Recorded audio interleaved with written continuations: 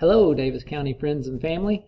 I just wanted to talk to you today about a way to work on your notifications in Google Classroom. I know right now with transitions between different schools, some students are already seeing classes being added to their Google accounts.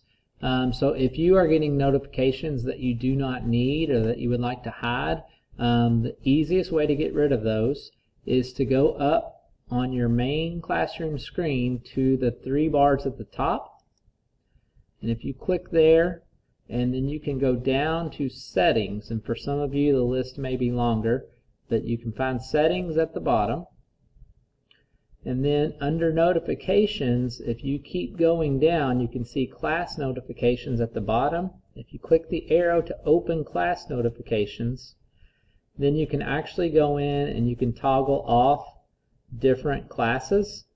So if you have classes that are in this list that you are not currently in, you can turn those notifications off right now, and then if you transition and you need those turned back on, you would come back in and simply just turn the switch back on to start receiving those notifications.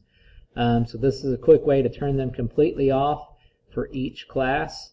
There are also other options up here to turn off notifications for different things if you do not want them. Just be aware, if you turn off this very top switch, then you will not receive any notifications, and then you might miss important announcements from teachers along the way. So it's best if you just turn off the classes that you do not need at this time.